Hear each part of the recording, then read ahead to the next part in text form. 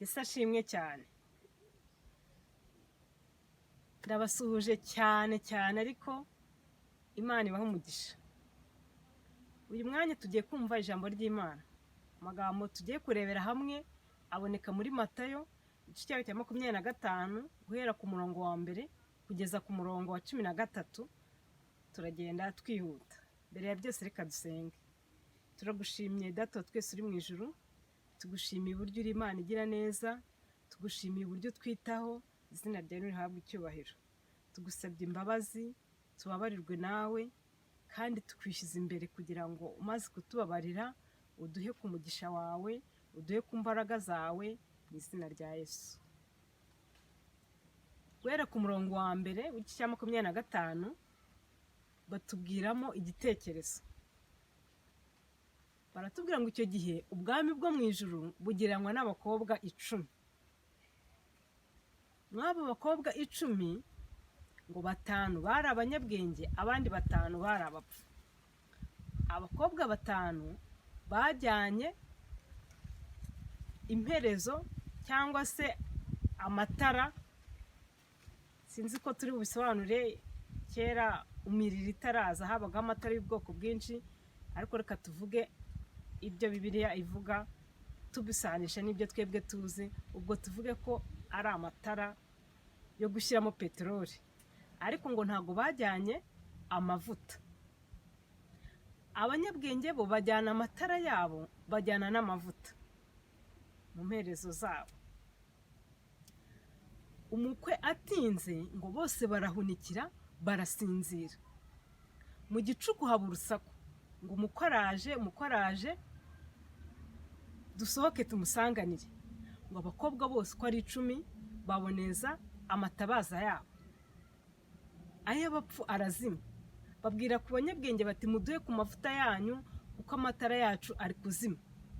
Abanyabwenge barabahakana bavuga ati ntago yadukwira, nimujye mu bahanjuzi cyangwa se mujye mu bacuruzi kugura ayandi. Ngo barasohoka bajya kugura amavuta. Umukwe araza yinjirana n'abandi 5 biteguye, urugi rurakingwa. Ba bandi 5 b'abapfu nabo amavuta barayabona, baraza basanga urugi rurakinze. Barakomanga bati nyakubahwa we, dukingurire. Ariko urugi rwari rwamaze gukingwa. Arababwira ati ndababwiza ukuri yuko ntigeze no kubamenya. Tugarukiye aho ngaho. Nk'uko tumaze kumva muri Matayo igice cya 25 guhera ku murongo wa mbere kugeza ku wa 13 ukuntu hatubwiraga, batubwiye yuko abakobwa bose bari biteguye gusanganira umukwe. Icyo gihe twabigereranya natwe ubwacu mw'iyi minsi. Twavuga tuti se ni umuntu ku giti cye, ngewe nawe n'undi, cyangwa se amatorero. Mubona ko hari amadini menshi. Twese tuba tugaragaza yuko twiteguye gusanganira umwami wacu. Ariko se witeguranye iki? Hari abari bafite ubwenge, bafashe amatara, bafata n'amavuta ku ruhande barayatwara. Amavuta twayegeranya n'umwuka wera, ariko umwuka wera yasukiwe twese. Ahubwo uburyo tumwakira tukamukoresha, akatuyobora mu byo dukora byose. Akakubwira ati iki ni icyaha wigikora, ukacyihorera. Undi we umwuka wera akamubwira ati iki ni icyaha, ariko akavuga ati nzihana nyuma. Utwo tuntu tugenda tubana natwo twa buri munsi nitwo tuduha imbaraga, cyangwa se nitwo dutuma amatara yacu aba afite za reserve. Ni ukuvuga ngo hari ikintu twibitseho. Twese tukaba turi mu rusengero, tukabona twese twiteguye gusanganira Yesu, ku buryo aramutse aje turi mu rusengero twese twamusanganira. Ariko hari abantu bazabwirwa ngo sinigeze kubamenya, kandi bari mu rusengero, babwirizaga, basengaga, baturaga amaturo neza, ibintu byose babikoraga neza, ariko hari ikintu birengagije, nta mavuta bafite. Ku buryo umukwe atinze twese tugasinzira. Uko gusinzira ni kwa kundi gucika intege. Hari ukuntu abantu bavuga ati aratinze, bamwe bakavuga ati twavutse bavuga ngo Yesu araje, ariko na n'uyu munsi ntago araza.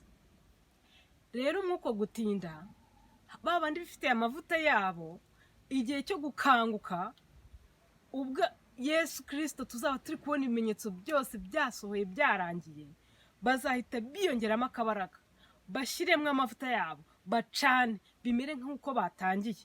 Ni ukuvuga ngo kuko twitegura Yesu hari icyo dusabwa kuba twibitseho.